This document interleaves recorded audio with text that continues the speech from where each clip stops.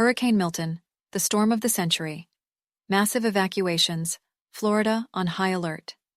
Hey everyone, welcome back to the channel. Today we're diving into the terrifying reality of Hurricane Milton, which is currently on a collision course with Florida's west coast. This storm is already being dubbed the storm of the century and could become one of the most devastating hurricanes in U.S. history. Let me break down everything we know so far. As of this morning, Hurricane Milton has reached Category 5 intensity, with wind speeds clocking in at an insane 270 km/h. That's around 168 mph. Just to put that into perspective, that's powerful enough to tear roofs off houses, uproot trees, and cause massive flooding. And it's not just the wind speed. Experts are talking about storm surges of over 15 feet, about 4.5 meters, in some areas. We're talking about entire communities along Florida's Gulf Coast being at risk of life-threatening floods. The path and the impact. Initially, meteorologists predicted Milton would slam directly into the Tampa Bay area. But now, as of Wednesday morning, it looks like the storm is shifting slightly south, and areas near Sarasota could take the direct hit. Still, Tampa isn't out of the woods yet. Residents there are being told to brace for massive rainfall, up to 18 inches, 45 centimeters, and flash floods. Florida Governor Ron DeSantis has declared a state of emergency across the entire state, and mandatory evacuations are underway in 15 counties. That's over 7 million people being urged to leave their homes or take shelter immediately. And it's no easy task. Roads are gridlocked, shelters are filling up, and some airports have been shut down. Just yesterday, over 1,500 flights were canceled, with more cancellations expected throughout the week. What makes Hurricane Milton so dangerous? Now let's talk about why Milton is so scary. The National Hurricane Center has called this one of the most powerful hurricanes to ever threaten Florida. The storm is gaining energy from the warm waters of the Gulf of Mexico, and as it moves towards land, it's expected to maintain its strength, unleashing catastrophic wind damage and flooding. Some experts are even suggesting that Milton might need its own special category beyond Category 5. That's how intense this storm is. What's particularly dangerous is the storm surge. This happens when the hurricane's winds push ocean water onto land, and with Milton, they're forecasting surges as high as 15 feet. This kind of flooding can wipe out homes, close down roads, and make rescue operations extremely dangerous. Mass evacuations and preparedness. The scale of the evacuation is massive. By early this week, thousands of people in the Tampa Bay area were already evacuating, and the roads quickly became jammed with traffic. Officials are now asking residents who haven't evacuated yet to shelter in place instead of trying to leave, especially with storm conditions worsening by the hour. The governor, along with President Joe Biden, has urged everyone in the path of this storm to take evacuation orders seriously. In his address, Biden called Milton the storm of the century, warning that this storm could rival or even surpass the devastation left by Hurricane Helen just 2 weeks ago.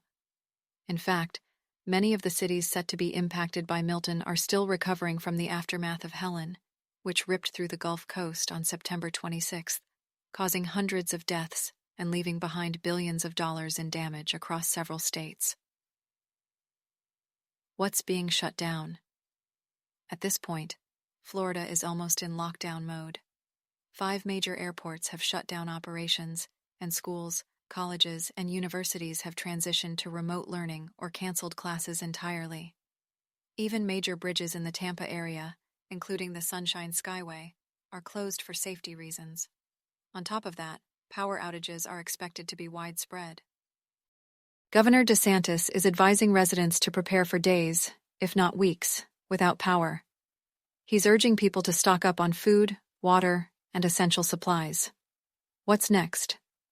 This is a rapidly changing situation, and the next 24 to 48 hours will be critical.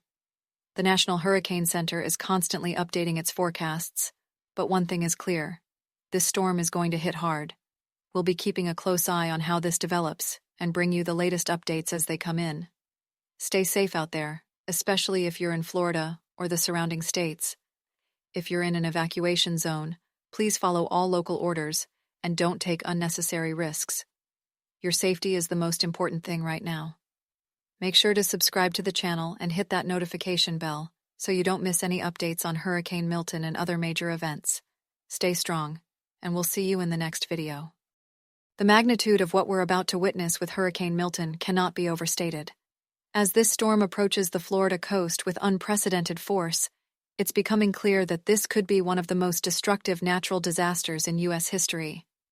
The sheer power of this hurricane, with winds reaching up to 270 km/h, 168 mph, is a nightmare scenario for millions of people living in its path. What's most alarming is that this isn't just about wind speed or the initial landfall. It's the combination of flooding, infrastructure collapse, and the long-lasting social and economic impacts that could follow. First, let's consider the storm surge. We're looking at forecasts predicting surges as high as 15 feet in some areas. That's enough to completely submerge homes, destroy businesses, and turn roads into rivers. This type of flooding isn't something you can easily defend against, especially in coastal communities that aren't built to withstand such extremes. Even well-prepared cities like Tampa could see entire neighborhoods underwater. And what's even more concerning is that storm surges have a tendency to be underpredicted. Often, the reality is worse than what the models show. Then there's the wind damage.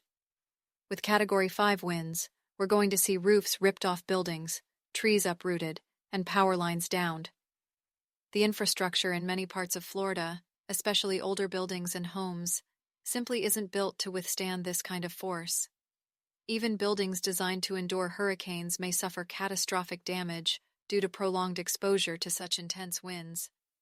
And when you combine wind damage with flooding, you get a perfect storm of destruction that will be incredibly difficult to recover from. Another consequence that can't be overlooked is the impact on the power grid. We're talking about millions of people potentially losing electricity for days, maybe even weeks, depending on how bad the damage is. Think about the chaos that will cause. No refrigeration, no communication, no air conditioning in the Florida heat. In a state that's already used to dealing with hurricanes, the possibility of such widespread and long-lasting outages is terrifying. And as we've seen with past storms like Hurricane Maria in Puerto Rico, the longer the power stays out, the harder it becomes for communities to get back on their feet. The economic toll is going to be immense. Florida's economy is heavily dependent on tourism, and with key cities like Tampa, Sarasota, and surrounding areas facing massive destruction, the ripple effects could be felt for years. Hotels, restaurants, and tourist attractions will be wiped out or severely damaged. Entire industries might have to shut down for extended periods while recovery efforts are underway. For many small businesses, the damage may be irreversible. And it's not just about tourism. This storm could devastate agriculture, disrupt shipping routes, and strain the state's budget as it tries to fund massive recovery operations. The social impact will be just as severe. Millions of people will be displaced, some permanently. Families may lose their homes, their belongings, and, in the worst cases, loved ones. We often talk about rebuilding after a hurricane, but what people sometimes forget is the psychological trauma that comes with losing everything. The emotional toll of trying to put your life back together, especially when resources are scarce, can be overwhelming. Communities will need long-term support, both financial and emotional, to recover from a disaster of this magnitude. And then there's the timing of it all. Just 2 weeks ago, Hurricane Helen tore through much of the same region, leaving a trail of death and destruction. Many cities haven't even had time to recover from that storm, and now they're facing Hurricane Milton, which could be even worse. The cumulative effect of 2 back-to-back catastrophic hurricanes is going to stretch resources to their absolute limit. Emergency services, already exhausted from responding to Helen, are now bracing for what could be an even bigger disaster. One of my biggest concerns is whether Florida and the federal government are fully prepared for what's coming. While evacuation orders have been issued and shelters have been opened, it's still unclear whether there will be enough resources to deal with the aftermath. Rescue teams will be stretched thin, and with bridges closing, airports shutting down, and roads flooded, it's going to be incredibly difficult to get supplies and assistance to the people who need it most. This is the kind of situation where even the best-laid plans can fall apart, and I fear that the scale of this disaster might be bigger than what local and national agencies can handle. Lastly, we have to consider the broader implications of storms like Milton becoming more frequent. Climate change is making hurricanes stronger and more destructive, and we're seeing that reality play out in real time. As sea levels rise and ocean temperatures increase, storms like Milton could become the new normal. If that's the case, we're going to need to rethink how we prepare for, respond to, and recover from these kinds of disasters. Right now, the focus is on immediate survival and response. But in the long term, we need to start investing in infrastructure that can withstand these superstorms and in policies that mitigate the impacts of climate change. In conclusion, the potential consequences of Hurricane Milton are staggering. From the immediate threats of flooding, wind damage, and power outages to the longer-term social and economic impacts, this storm could reshape the affected areas for years to come. My heart goes out to everyone in the path of this storm, and I hope that people are taking the warnings seriously. Now is the time for preparation, but the real challenge will come in the aftermath, as Florida and the surrounding states try to pick up the pieces. Let's hope that, despite the devastation, communities will come together, show resilience, and find a way to rebuild. Stay safe out there.